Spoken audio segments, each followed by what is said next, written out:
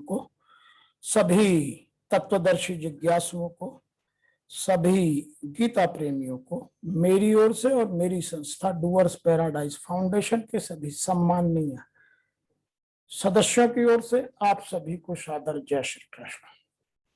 आज हम वर्तमान युग में आध्यात्मिक चिंतन की श्रृंखला के तहत गीता के 8वें अध्याय के श्लोक संख्या 14 की व्याख्या कर रहे हैं।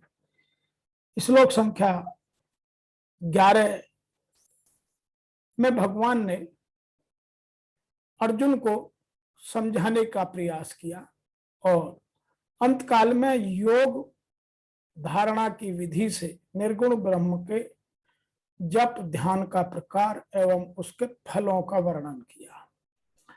और इस 14वें अध्याय में भगवान अपनी प्राप्ति का सुगम उपाय अनन्य पूर्वक निरंतर चिंतन बतलाया। एक दिन की बात नहीं, निरंतर और अनन्य पूर्वक चिंतन की बात यहां कही है। ऋषि वेद व्यास जी ने लिखा है, अनन्य चेता सततम जह माम स्मृति नित्यसः तस्य अहम सुलभ पार्थ नित्य युक्तस्य योगिनः।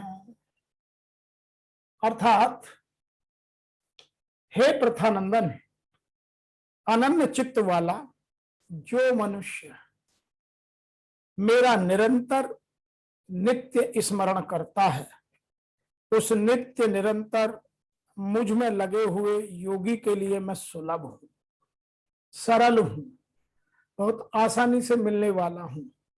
अर्थात उसको मैं सरलता से सुलभता से प्राप्त हो जाता हूं। अतः इसकी व्याख्या को और विशेष रूप से समझना यहां आवश्यक हो जाता है। और इससे पहले कि हम इसकी व्याख्या और आगे करें, इसको इंग्लिश में और समझते हैं।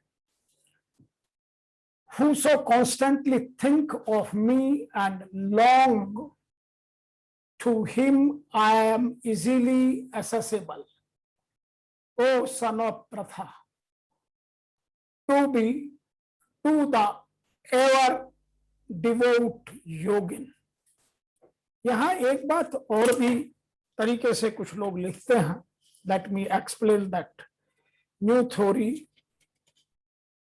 O son of Pratha, he who does not think of other things and remembers me every day, every time, every moment, I am easily attainable to that yogi who is always focused on me। Here he is trying to say, if you are focused on me, then I am very easily accessible. And if you are not focused, you are flickering and you are jumping from one point to another, one god to another, or one place to another, or one thought to another, then I am not easily accessible to anybody। Therefore, we have to understand the value of concentration। यह जो concentration की बात करते हैं, वर्तमान में आज जो लोगों की एकाग्रता, एक चित्तता भंग हो रही है, उन सब के लिए भगवान का यह श्लोक बहुत सटीक है। अनन्य चेता है सततम यो मा स्मृति नित्यसः तस्याहम सुलभ है पार्थ नित्य युक्तस्य योगिनः। तो जो केवल मुझ में ही फोकस्ड हैं, वन पॉइंट एजेंडा है, उनके लिए मैं बहुत सरल हूं। इसी तरह से आप अपने आत्म निर्भरता को, आत्म बल को यदि फोकस्ड है तो बड़े आराम से प्राप्त कर सकते हैं। इसकी और व्याख्या आगे करते हैं। भक्त केवल भगवान को ही अपना मानता है और सदा उन्हें अपने पास देखता है, इसलिए वह नित्य निरंतर भगवान में ही लगा रहता है। उसकी दृष्टि में एक भगवान के सिवाय अन्य की सत्ता न होने से उसका मन भगवान को छोड़कर और कहीं जाता ही नहीं। कैसे जाए, क्यों जाए, किसके लिए जाए, इसलिए वह अनन्य चित्त वाला हो जाता है। उसे भगवान का स्मरण करना नहीं पड़ता, प्रत्युत उसके द्वारा स्वतः भगवान का स्मरण होता रहता है। ऐसे नित्य निरंतर भगवान में लगे हुए भक्त के लिए भगवान बहुत सुलभ है। सततम का अर्थ है जिसे दिन से साधक, जिस दिन से साधक ने इस बात को पकड़ा उस दिन से लेकर मृत्यु तक भगवान का स्मरण करे। और नित्यशय का अर्थ है जब नींद खुले तब से लेकर और गाढ़ नींद में जाने तक भगवान का स्मरण करे। तो यहाँ सततम और नित्यशय दोनों शब्द बहुत प्रमुख है। भगवान संपूर्ण देश, काल, वस्तु, व्यक्ति, घटना, अवस्था, परिस्थिति आदि में परिपूर्ण होने से प्राणी मात्र को नित्य प्राप्त है। कुछ लोग हमेशा यही प्रश्न करते रहते हैं कि मैंने भगवान को देखा नहीं, तो वो भगवान को नहीं देखना चाहते, वो चमत्कार को देखना चाहते हैं। भगवान तो सदैव संपूर्ण देश में, संपूर्ण काल में, संपूर्ण वस्तुओं में, संपूर्ण व्यक्तियों में, संपूर्ण घटनाओं में, संपूर्ण अवस्थाओं में, संपूर्ण परिस्थितियों में, सब जगह सर्वव्याप्त है।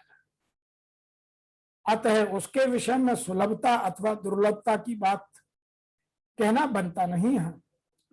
परंतु जो लोग उन्हें दुर्लभ मान रखते हैं या मान रखा है, इस मान्यता को मिटाने के लिए भगवान ने यहां अपने को सुलभ बताने की व्याख्या की है।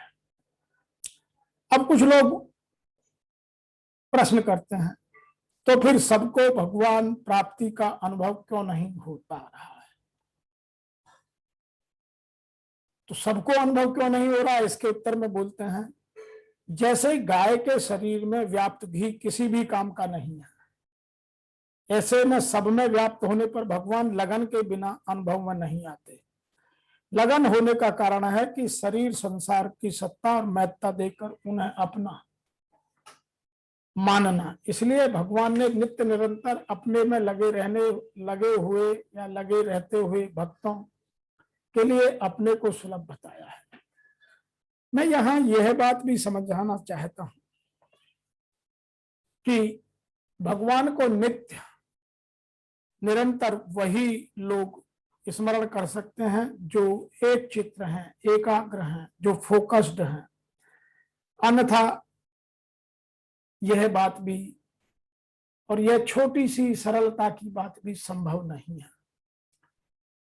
मेरे अतिरिक्त और कोई चित्त में है ही नहीं, तो आप फोकस्ड हैं।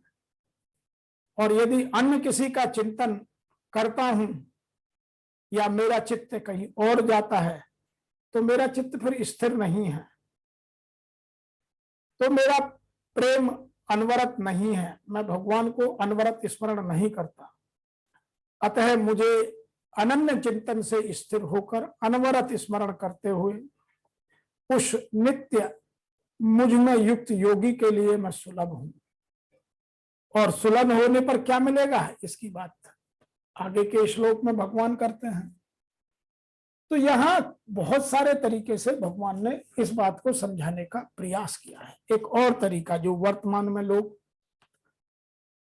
अधिकांशतः चर्चा करते हैं, इस श्लोक में जिन निष्काम भक्तों द्वारा प्राप्तव्य अंतिम गंतव्य पर या अंतिम गंतव्य का वर्णन है, जो भक्ति योग द्वारा भगवान की सेवा करते हैं। पिछले श्लोकों में 4 प्रकार के भक्तों का वर्णन हुआ। एक आर्थ, दूसरा जिज्ञासु, अर्थार्थी और ज्ञानी। आपने इन चारों के बारे में स्पष्टतः सुना। आर्थ, जिज्ञासु, अर्थार्थी और ज्ञानी। मुक्ति की विभिन्न विधियों का भी वर्णन हुआ। कर्म योग, ज्ञान योग, हठ योग, भक्ति योग आदि आदि। इन योग पद्धतियों के नियम में कुछ न कुछ भक्ति मिली रहती है, लेकिन इस श्लोक में शुद्ध भक्ति योग का ही वर्णन है। जिसमें ज्ञान, कर्म, हठ का मिश्रण नहीं होता। जैसा कि अनन्य चेता शब्द से सूचित होता है, भक्ति योग में भक्त परमात्मा के अतिरिक्त कोई इच्छा नहीं करता। शुद्ध भक्त न तो स्वर्गलोक जाना चाहता है और न ब्रह्म ज्योति से तादात्म्य या मोक्ष या भवबंधन से मुक्ति चाहता है। शुद्ध भक्त किसी भी वस्तु की इच्छा नहीं करता, वह केवल भगवान का निष्काम भाव से भक्ति करना चाहता है। उसे ही पूर्ण शांति का लाभ होता है, उन्हें नहीं जो स्वार्थ में लगे रहते हैं। तो वर्तमान में स्वार्थ के बाद या निस्वार्थ से कितने लोग कर्म, भक्ति या ज्ञान में लगे हुए हैं। आदमी ज्ञान भी इसलिए पैदा करता चाहता है अपने अंदर जो भौतिक हो, जिससे धन कमाया जा सके। आध्यात्म की ज्ञान की ओर से आदमी निरंतर हटता जा रहा है और आध्यात्म को एक बोझा समझने लगा है। वही पूर्ण भक्त में भगवान को प्रसन्न करने के अतिरिक्त कोई इच्छा नहीं रहती। अतः भगवान कहते हैं कि जो एक निष्ठ भाव से उनकी भक्ति में लगा रहता है वह मुझे सरलता से प्राप्त कर लेता है। शुद्ध भक्त सदैव परमात्मा के विभिन्न रूपों में से किसी एक के साथ भक्ति में लगा रहता है। अब परमात्मा के अनेक स्वांश और अवतार हैं, यथा राम तथा नरसिंह, जिनमें किसी भक्त एक रूप में चुनकर उनकी प्रेमा भक्ति में मन को स्थिर कर सकता है। ऐसे भक्त को उन अनेक समस्याओं का सामना नहीं करना पड़ता जो अन्य योग के अभ्यासकर्ताओं को झेलना पड़ता है। भक्ति योग अत्यंत सरल, शुद्ध और सुगम है। इसलिए जो सरल लोग हैं वो भक्ति योग को अपनाते हैं, क्योंकि भक्ति योग अत्यंत सरल, शुद्ध और सुगम है। इसका शुभारंभ भक्ति से किया जाता है। भगवान सर्वों पर कृपालु हैं, किंतु जैसा कि पहले भी कहा जा चुका है कि अनन्य भाव से उनकी सेवा करते हैं वे उनके ऊपर विशेष कृपा करते हैं।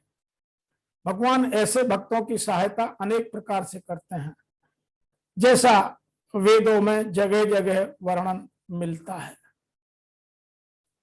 आपने भक्त प्रहलाद को देखा, गज को देखा, गज और ग्राह की कहानी सबने सुनी है। तो भगवान ने अपने भक्तों के लिए क्या क्या नहीं किया, तो उनकी सरलता और उनके विचारों की एक रूपता, एकाग्रता, निश्चितता के कारण ऐसा संभव हुआ। शुद्ध भक्त का वर्णन या शुद्ध भक्त का सबसे बड़ा गुण यह है कि वह देश अथवा काल का विचार किए बिना अनन्य भाव से परमात्मा का चिंतन ही करता है। उसको किसी तरह का व्यवधान नहीं होता। उसे कहीं और किसी भी समय अपनी सेवा से कार्य करते रहने में कभी भी असमर्थता नहीं होती। वह सदैव अपने आप को प्रभु के कामों के लिए समर्थ मानता है। कुछ लोगों का कहना है कि भक्त को आप वृंदावन जैसे पवित्र स्थान में भेज दें या कहीं और, वह जहां रहेगा केवल परमात्मा का ही चिंतन, स्मरण, मनन करेगा। उसके अतिरिक्त वह कुछ नहीं करेगा। वह जहां रहेगा वहीं उसके लिए वृंदावन धाम, भगवान का धाम, परमात्मा का धाम बन जाएगा। जैसा कि यहाँ दो शब्द जो मैंने पहले भी व्याख्या की और मैं एक बार पुनः बता दूं, सततम तथा नित्यशः शब्दों से सूचित होता है। शुद्ध भक्त निरंतर परमात्मा का स्मरण करता है, उन्हीं का ध्यान करता है। यह शुद्ध भक्त का गुण है। जिसके लिए यदि आप में यह गुण है तो भगवान आपके लिए सुलभ है। गीता समस्त योग पद्धतियों में से भक्ति योग की ही स्तुति करती है। सामान्यतः भक्ति योगी 5 प्रकार से भक्ति में लगे रहते हैं। अब देखिए, गीता में बहुत सारी चीजों को समय समय पर उनके यथा स्थान उनको परिभाषित किया गया है। तो जब यहाँ भक्ति की बात चल रही है तो भक्ति पर थोड़ा सा प्रकाश डालते हैं। तो सामान्यतः भक्ति योगी 5 प्रकार से भक्ति में लगे रहते हैं। नंबर 1, शांत भक्त, जो उदासीन रहकर भक्ति से युक्त होता है। नंबर 2, दास्य भक्त, जो दास के रूप में भक्ति में लीन रहता है। नंबर 3, साख्य भक्त, जो सखा के रूप में जैसे अर्जुन और कृष्ण युक्त रहता है। नंबर 4 है वात्सल्य भक्त, जो माता पिता की भांति भक्ति में भगवान को अपना माता पिता सब कुछ मानकर उनके चरणों में लगा रहता है। और नंबर 5 है माधुर्य भक्त, जो परमेश्वर के साथ दाम्पत्य अथवा प्रेमी की भांति भक्ति में जुड़ा रहता है। अब आपको जो इनमें से सुलभ लगे वह भक्ति का साधन आप अपना सकते हैं, लेकिन ये 5 भक्ति के साधन हमारे सांसारिक भावों से बड़े सुलभ और सुगम हैं। शुद्ध भक्त इनमें से किसी भी रूप में परमेश्वर के साथ अपना संबंध जोड़ लेता है, परमात्मा की भक्ति में युक्त रहता है, उन्हें कभी भूलता नहीं है, जिससे भगवान उसे सरलता से प्राप्त हो जाते हैं। और यही बात गीता का यह श्लोक हमें समझाने का प्रयास कर रहा है कि हम निरंतर या सतत और नित्यशः इस क्रिया में लगे रहें। यहां कुछ 1-2 चीजें और भी आध्यात्म के हिसाब से समझने की है। जैसे अनन्य चेता, जिसका चित्त भगवान को छोड़कर अन्य कहीं नहीं लगता है। तस्याहम सुलभ पार्थ है नित्युष्य योगिन है, ऐसे नित्य युक्त योगी के लिए मैं सुलभ हूं। और यहां जो 2 शब्द आए उनकी व्याख्या हम कर चुके हैं।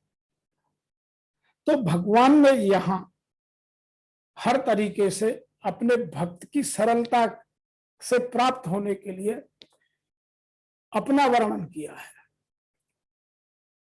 इस संबंध में एक बात और भी कही जाती है कि इंद्रियां, मन, बुद्धि, प्राण आदि की जरूरत नहीं है। तो यदि आप भगवान की भक्ति में लगे हैं तो इनमें से कोई चीज नहीं चाहिए। ना आपकी कोई भगवान को इंद्रिय का कर्म चाहिए, चाहे वो कर्मेंद्रिया हो चाहे वो ज्ञानेंद्रिया हो। न ही उन्हें आपका मन चाहिए, बुद्धि चाहिए, न ही प्राण चाहिए। केवल निरंतरता के साथ स्मरण चाहिए। अतः इसमें अंतकाल में प्राण आदि को लगाने की जरूरत नहीं रहती।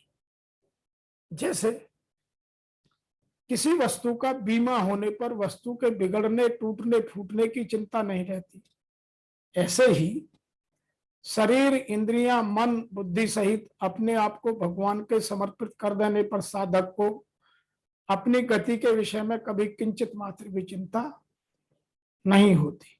कारण है कि यह साधन क्रियाजन्य और अभ्यासजन्य नहीं है।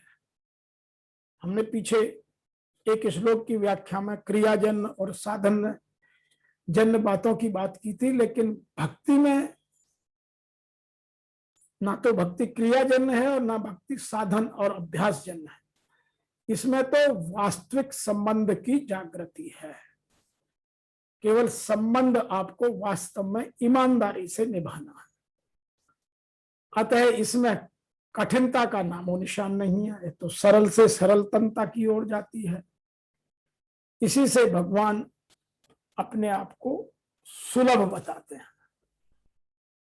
तो आज के श्लोक की व्याख्या से हमें यह बात समझ में आती है कि जो वो जिज्ञासु अर्जुन को भगवान श्री कृष्ण समझा रहे हैं कि मेरा मिलना कोई कठिन काम नहीं है, ये तो जो ढोंगी हैं या जो दिखावा कर रहे हैं मुझे पाना नहीं चाहते, क्योंकि उन्हें संसार में मोह है, वो संसार को छोड़ना ही नहीं चाहते, और संसार को नहीं छोड़ेंगे तो मुझे पा नहीं सकते, यह निश्चित है। तो केवल उन लोगों ने यह इस संसार में हल्ला मचा रखा है कि भगवान प्राप्ति बहुत कठिन है, जबकि भगवान प्राप्ति बहुत सुगम और सरल है। केवल उसके लिए दो ही काम करने हैं, अनन्य चित्त होकर सदा ही निरंतर मुझ पुरुषोत्तम का स्मरण करना, बस। और मैं उस नित्य निरंतर युक्त हुए, मुझ में युक्त हुए, मुझसे जुड़े हुए, मुझ में लगे हुए योगी के लिए मैं सुलभ हूं, आसानी से प्राप्त होने वाला हूं, अर्थात मुझे सहज ही प्राप्त किया जा सकता है। उसके लिए मुझे आपकी ना इंद्री चाहिए, ना मन चाहिए, ना धन चाहिए, ना बुद्धि चाहिए। क्या चाहिए? अनन्य चित्त और निरंतर सतत मेरा ही स्मरण, बस।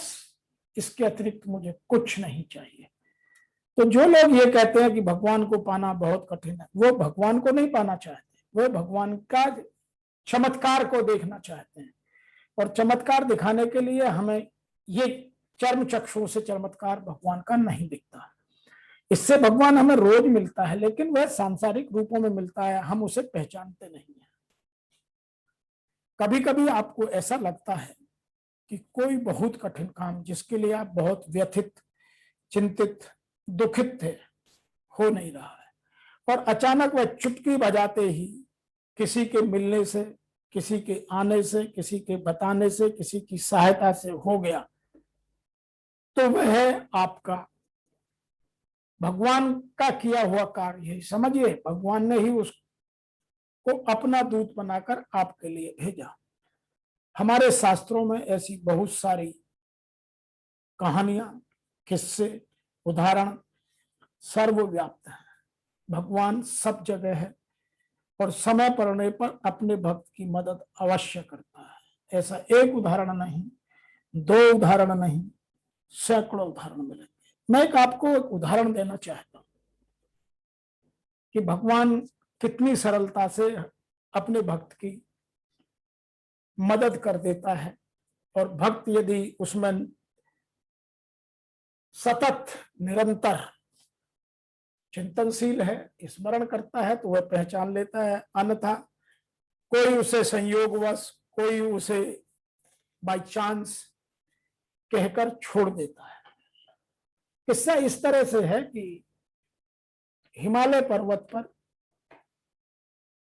एक बहुत दुर्गम पहाड़ी पर एक छोटे से गांव में एक आदमी अपनी चाय की दुकान करता था। तो एक तो पहाड़ी, दूसरा दुर्गम स्थान, तो गिने चुने ग्राहक ही उसकी दुकान पर आते। फिर अचानक पाकिस्तान के साथ सीमा पर विवाद होने के कारण वहां कुछ ऐसी गतिविधियां होगी कि वो गांव के लोगों ने भी घर से निकलना बंद कर दिया। तो जो उस चाय वाले की बिक्री थी वह भी खत्म हो गई, और इसी बीच उसका बच्चा बीमार हो गया, और वह अपने बच्चे को देखने के लिए अपनी उस दुकान को ताला लगाकर अपने घर चला गया। इसी बीच वहां सेना के कुछ जवान बहुत दिनों से घूमते हुए भूखे प्यासे उस रास्ते से गुजरे। उन्होंने देखा कि यहाँ चाय की दुकान तो है लेकिन ताला लगा है, क्या किया जाए।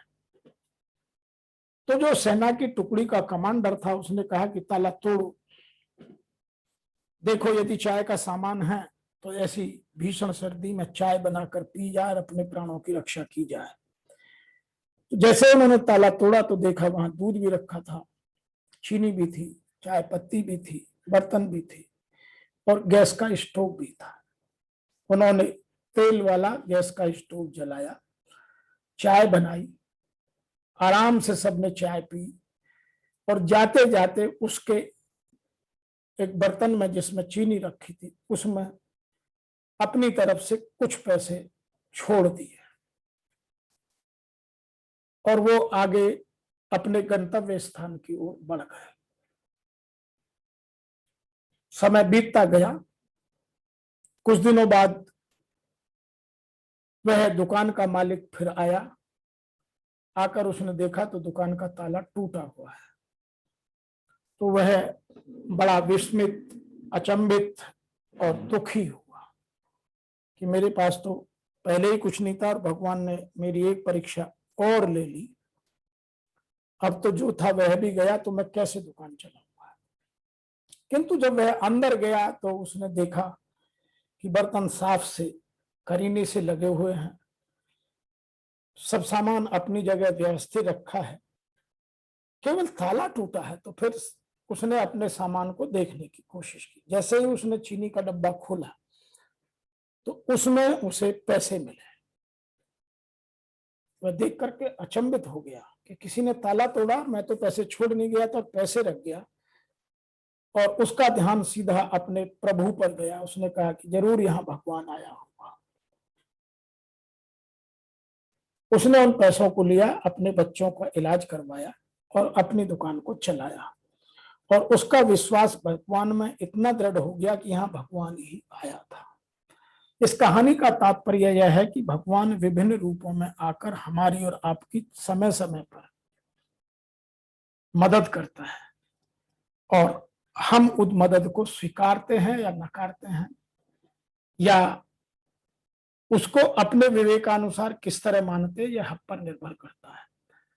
लेकिन भगवान इस श्लोक में यह हमें स्पष्ट रूप से जिज्ञासु अर्जुन के माध्यम से, गीता के माध्यम से समझाना चाहते हैं कि हे अर्जुन, जो पुरुष मुझ में अनन्य चित्त होकर सदा से ही निरंतर मेरा ही स्मरण करता रहता है, उस नित्य निरंतर मुझ में युक्त हुए योगी के लिए मैं सुलभ, सरल, सहजता से प्राप्त हो जाता हूं। मेरे में कोई उसके लिए मेहनत करने की आवश्यकता नहीं है। बाबा तुलसीदास ने भी रामचरितमानस में लिखा है, निर्मल मन जन मोहि भावा, मोह कपट छल छिद्र न भावा। तो भगवान को ये छल कपट ये सब अच्छे नहीं लगते। उसको सरलता, सहजता, सुगमता और अपने प्रति समर्पण, अपने प्रति स्मरण, नित्य उसका ध्यान अच्छा लगता है। आज के श्लोक की इस व्याख्या में इतना ही। शीघ्र मिलते हैं अगले श्लोक की व्याख्या लेकर। तब तक के लिए आपको मेरी ओर से और मेरी संस्था डूअर्स पैराडाइज फाउंडेशन के सभी सम्मान्य सदस्यों की ओर से सादर ओम नमो भगवते वासुदेव।